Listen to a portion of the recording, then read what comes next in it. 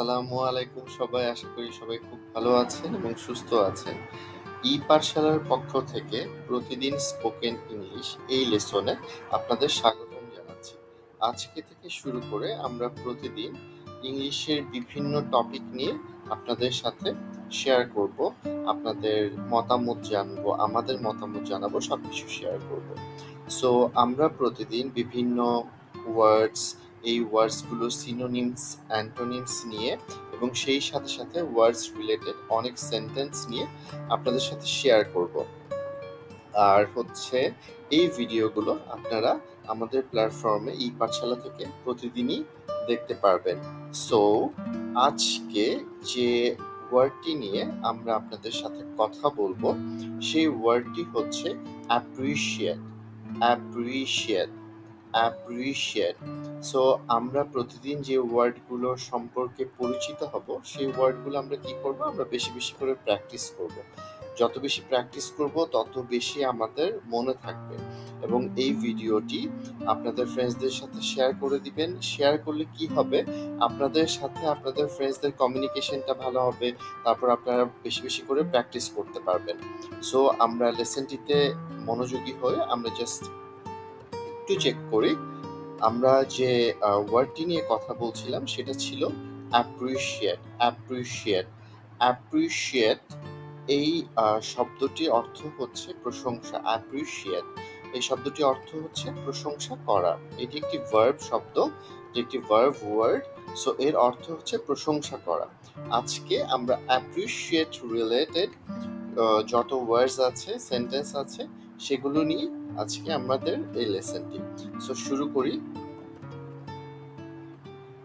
Synonyms for appreciate. Synonyms অর্থ হচ্ছে সমার্থক শব্দ। অ্যাপ্রিশিয়েটের কি সিনোনিমস গুলো আছে, সমার্থক শব্দগুলো আছে, আমরা একটু দেখে নিই। প্রথম যে ওয়ার্ডটি আমরা দেখছি সেটি হচ্ছে ভ্যালু। ভ্যালু ভ্যালু ভ্যালু অর্থ হচ্ছে মান। কোনো কিছুর মান নির্ধারণ করাকে ভ্যালু বলে। সো এই ওয়ার্ডটির উচ্চারণ কি? এই ওয়ার্ডটির উচ্চারণ হচ্ছে ভ্যালু। ভ্যালু ভ্যালু সো বারবার যদি আপনারা আমার সাথে উচ্চারণটাও করেন, আপনাদের কিন্তু প্র্যাকটিস হয়ে যাবে। আমরা পরের ওয়ার্ডটি একটু দেখি। পরের ওয়ার্ডটি হচ্ছে রিকগনাইজ। রিকগনাইজ রিকগনাইজ রিকগনাইজ রিকগনাইজের অর্থ হচ্ছে চিনতে পারা বা স্মরণ করা। যেমন আমরা যদি আমাদের নিজেকেই ধরেন আয়নার সামনে, এই যে একটি বাচ্চা শিশুকে দেখছেন ছবিতে, আয়নার সামনে নিজেকেই নিজে চিনতে পারছে। আমরা কিন্তু বিভিন্ন পিকচার অ্যাড করব আমাদের লেসনগুলোতে বা স্লাইডগুলোতে। আপনারা একটু চেক করবেন, প্রত্যেকটা ওয়ার্ডের সাথে ওই পিকচারগুলো কিন্তু কানেক্টেড থাকবে। সো এই ওয়ার্ডটি হচ্ছে রিকগনাইজ। সো এই ওয়ার্ডটি কিন্তু আপনারা মনে রাখবেন। পরের ওয়ার্ডটি কি? পরের ওয়ার্ডটি হচ্ছে অ্যাডমায়ার। অ্যাডমায়ার হচ্ছে প্রশংসিত। যেমন এই পিকচারে দেখতে পাচ্ছেন যে একটি ছেলে একটি মেয়েকে অ্যাডমায়ার করছে, প্রশংসা করছে। সো এই ওয়ার্ডটির উচ্চারণটা কি হবে? Admire. Admire ADMIRE admire. Admire অর্থ হচ্ছে প্রশংসিত। এর পরের ওয়ার্ডটি দেখি, রেসপেক্ট। রেসপেক্ট রেসপেক্ট রেসপেক্ট দেখেন একটি বাচ্চা ছেলে একটি বৃদ্ধ মহিলাকে রাস্তা পার করে দিচ্ছে, এটা কি? সম্মান করে। তো রেসপেক্টের অর্থ হচ্ছে সম্মান। রেসপেক্ট সম্মান। এরপরের ওয়ার্ডটি যদি দেখি, esteem. Esteem esteem esteem esteem এস্টিমও অর্থ হচ্ছে সম্মান করা। যেমন এখানে একটি বাচ্চা মেয়ে একটা ভদ্র মহিলাকে সম্মান দিচ্ছে। এস্টিম এটার অর্থ হচ্ছে সম্মান। পরের সিনোনিমসটি দেখি, একনলেজ। একনলেজ একনলেজ একনলেজ মানে হচ্ছে কোনো কিছু স্বীকার করা। আপনি যদি কোনো কিছু একটা স্বীকার করেন, কাউকে প্রশংসা করে যে স্বীকার করে নিচ্ছেন সে খুব ভালো একজন মানুষ, তাহলে সেই অর্থে আপনারা কি ইউজ করতে পারবেন? একনলেজ। একনলেজ। এরপরের ওয়ার্ডটি হচ্ছে treasure. Treasure treasure treasure treasure শব্দের অর্থ হচ্ছে সম্পদ। কারো যদি অনেক বেশি সম্পদ থাকে, সেই অর্থে ট্রেজার এই শব্দটি আপনারা ব্যবহার করতে পারেন। ট্রেজার মানে সম্পদ। তারপরের ওয়ার্ডটি হচ্ছে প্রাইজ। প্রাইজ হচ্ছে পুরস্কার। কাউকে কোনো পুরস্কার দিলে, কেউ ধরেন হচ্ছে ভালো একটা রেজাল্ট করলো পরীক্ষায়, তাকে যদি আপনারা পুরস্কার দেন সেটা কি হবে? প্রাইজ। আবার কেউ যদি হচ্ছে কোনো প্রতিযোগিতায়, যেমন দৌড় প্রতিযোগিতায় যদি হচ্ছে জয়লাভ করে, তাকে হচ্ছে আমরা কি করি? পুরস্কৃত করি, প্রাইজ দেই। সো হচ্ছে এই ওয়ার্ডটি কি হচ্ছে? প্রাইজ। প্রাইজ অর্থ হচ্ছে পুরস্কার। আমরা যত বেশি প্র্যাকটিস করব তত বেশি আমাদের সবকিছু ইজি হয়ে যাবে ওয়ার্ডগুলো শিখতে। আপনারা একটু কষ্ট করে এই ওয়ার্ডগুলো, আমি যেগুলো হচ্ছে শেয়ার করছি আপনাদের সাথে, একটু নোট ডাউন করে রাখবেন। তাহলে হচ্ছে আপনাদের মনে রাখতে খুব সুবিধা হবে। তারপরে দেখবেন 1-2 মাস পরে আপনাদের অসংখ্য অসংখ্য ওয়ার্ড মুখস্থও আছে, মনেও আছে, এবং আপনারা মনে না থাকলে ওই যেখানে আপনি নোট ডাউন করে রেখেছিলেন সেখান থেকে প্র্যাকটিসও করতে পারবেন। আর আরেকটা বিষয় আমি শেয়ার করছি, যে এই ভিডিওটা আপনার ফ্রেন্ডসদের সাথেও শেয়ার করবেন, এবং এই যে ওয়ার্ডগুলো আমরা বলছি, এই ওয়ার্ড রিলেটেড কোনো সেন্টেন্স আপনার জানা থাকলে বা না জানা থাকলে কোথাও থেকে কালেক্ট করে ভিডিও নিচে কমেন্ট সেকশনে অবশ্যই কমেন্ট করবেন, এবং আমরা আপনাদের সাথে কমিউনিকেট করবো। আপনাদের কোনো কোশ্চেনও থাকলে সেই কোশ্চেনের আনসার আমরা দেওয়ার চেষ্টা করবো ইনশাআল্লাহ। সো এরপরে যে ওয়ার্ডটি, সেই ওয়ার্ডটি হচ্ছে চেরিশ। চেরিশ, চেরিশ, চেরিশ মানে লালন পালন করা বা স্নেহ করা। যেমন এই এই ছবিতে দেখতে পাচ্ছেন, এই স্লাইডের, একটি মা তার শিশুকে লালন পালন করছে বা স্নেহ করছে, চেরিশ। সো এর পরের ওয়ার্ডটিতে যাই। পরের ওয়ার্ডটি হচ্ছে আপলড। Upload, upload. উচ্চারণটা একটু খেয়াল করবেন, আমি কিভাবে উচ্চারণটা করি। আপলড, আপলড মানে হচ্ছে প্রশংসা করা। একজন যদি আরেকজনকে প্রশংসা করে, সেই ক্ষেত্রে আমরা বলতে পারি আপলড, আপলড।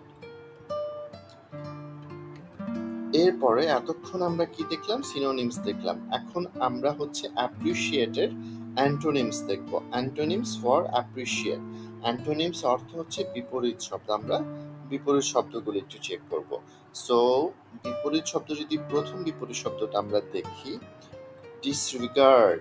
ডিসরিগার্ড, ডিসরিগার্ড হচ্ছে অবজ্ঞা করা, মানে হচ্ছে কাউকে কোনো পাত্তা না দেওয়া। সো হচ্ছে এই ক্ষেত্রে ডিসরিগার্ড আপনারা ইউজ করতে পারেন। সো আরেকবার একটু বলি আমার সাথে, ডিসরিগার্ড, ডিসরিগার্ড। এর পরের ওয়ার্ডটি হচ্ছে ডিসপ্যারেজ। ডিসপ্যারেজ, ডিসপ্যারেজ। উচ্চারণটা এভাবে হবে, ডিসপ্যারেজ। ডিসপ্যারেজ এর অর্থ হচ্ছে অবজ্ঞা। এটা হচ্ছে অবজ্ঞা, মানে কাউকে কোনো কিছু ওইভাবে তোয়াক্কা না করা বা অবজ্ঞা করা, অবহেলা করা। ওই ক্ষেত্রে আপনারা ডিসপ্যারেজ এই শব্দটি ইউজ করতে পারবেন। পরবর্তীতে আমরা শব্দটি দেখতে পাচ্ছি আন্ডার এস্টিমেট। আন্ডার এস্টিমেট, কাউকে অবমূল্যায়ন করা। এর অর্থ হচ্ছে অবমূল্যায়ন।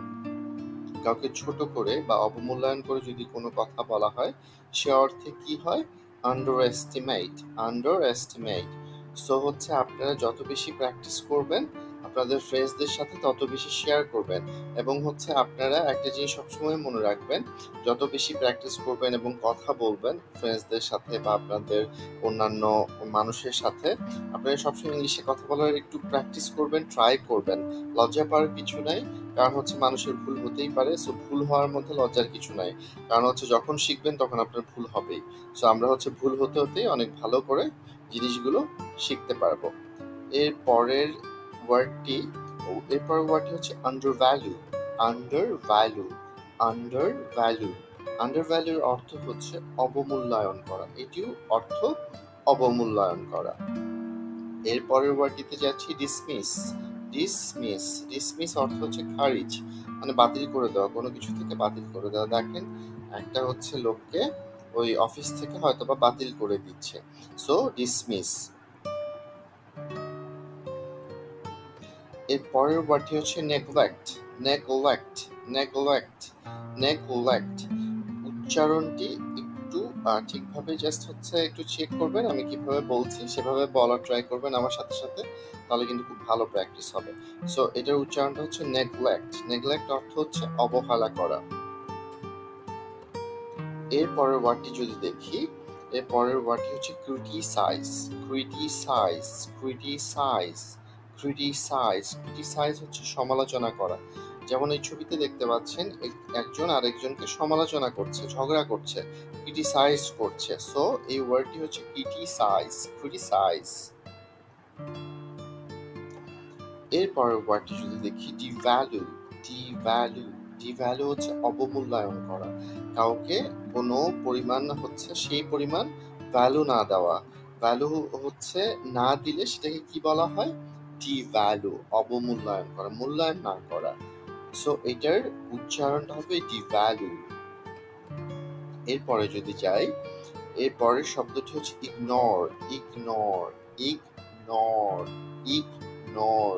জিনিসটা মনে রাখবেন একটু, প্রথমে বলবেন ইগনোর, ইগনোর। ইগনোর অর্থ হচ্ছে উপেক্ষা করা। এরপরে যদি আমরা দেখি ডেনিগ্রেট, ডেনিগ্রেট, ডেনিগ্রেট। ডেনিগ্রেটের অর্থ হচ্ছে নিন্দা করা। যেমন একজন আরেকজনকে প্রশংসা না করা, নিন্দা করা। এটার অপোজিটটাই হচ্ছে নিন্দা করা। প্রশংসা করার অপোজিট শব্দটাই হচ্ছে নিন্দা করা। এই শব্দটির উচ্চারণটা হচ্ছে ডেনিগ্রেট, ডেনিগ্রেট। সো এতক্ষণ আমরা অ্যান্টোনিমস দেখলাম। প্রথমে আমরা কি দেখেছি? সিনোনিমস দেখেছি, তারপরে অ্যান্টোনিমস দেখেছি। আমরা প্রায় 20টা ওয়ার্ডস কিন্তু দেখে ফেলেছি। এখন হচ্ছে অ্যাপ্রিশিয়েট রিলেটেড আমরা সেন্টেন্সগুলো দেখব। আপনারা যেটা করবেন, আপনারা এই সেন্টেন্সগুলোর বাইরেও যদি অন্য কোনো সেন্টেন্স জানেন, আমাদের কমেন্ট সেকশনে অবশ্যই আমাদের সাথে শেয়ার করবেন, আর ভিডিওটা ফ্রেন্ডসদের সাথে শেয়ার করতে কিন্তু ভুলবেন না। আচ্ছা, আমরা ফার্স্ট সেন্টেন্সটি দেখি। I appreciate your help in completing the project. আমি প্রকল্পটি সম্পূর্ণ করার জন্য আপনার সাহায্যের প্রশংসা করি। তার মানে হচ্ছে I appreciate your help in completing the project. So এরকম কোনো ক্ষেত্রে আপনারা এই সেন্টেন্সটি ব্যবহার করতে পারেন। এরপরের সেন্টেন্সটি আমরা দেখতে পাচ্ছি, I want to express my sincere appreciation for your kind ওয়ার্ডস। তার মানে হচ্ছে আমি আপনার সুন্দর কথার জন্য আপনাকে আন্তরিকভাবে কৃতজ্ঞতা জ্ঞাপন করছি বা কৃতজ্ঞতা প্রকাশ করছি। এর সেন্টেন্সটার ইংলিশটা হচ্ছে I want to express my sincere appreciation for your kind words. এর পরের সেন্টেন্সটিতে চলে যাচ্ছি। এর পরের সেন্টেন্সটি হচ্ছে I really appreciate the time you took to explain the concept to me. এর অর্থ হচ্ছে আপনি আমাকে ধারণাটি ব্যাখ্যা করতে যে সময় নিয়েছেন তা আমি সত্যিই প্রশংসা করি। মানে হচ্ছে কেউ কাউকে একটা জিনিস ব্যাখ্যা করছে, সেই জন্য আরেকটা মানুষ তাকে প্রশংসা করছে, অভিবাদন জানাচ্ছে। এই ক্ষেত্রে ইংলিশটা হচ্ছে I really appreciate the time you took to explain the concept to me. এরপর সেন্টেন্সটিতে চলে যাচ্ছি। এরপর সেন্টেন্সটি হচ্ছে Thank you for your assistance, I truly appreciate it. এর অর্থ হচ্ছে আপনার সহায়তা করার জন্য আপনাকে ধন্যবাদ, আমি সত্যি এটি প্রশংসা করছি। সো কেউ একজন ধরেন আমাকে হেল্প করেছে, সো আমি তাকে প্রশংসা করছি, আমি গ্রেটফুল তার প্রতি, সো আমি তাকে থ্যাঙ্কস দিচ্ছি। So thank you for your assistance, I truly appreciate it. So last সেন্টেন্সটিতে আমরা চলে এসেছি। লাস্ট সেন্টেন্সটি হচ্ছে I just wanted to let you know how much I appreciate your support. এর অর্থ হচ্ছে আমি শুধু আপনাকে জানাতে চেয়েছিলাম যে আমি আপনার সমর্থনের কতটা প্রশংসা করি। সো আমরা একটু আরেকবার বলি, I just wanted to let you know how much I appreciate your support. So আজকে এই পর্যন্তই ছিল।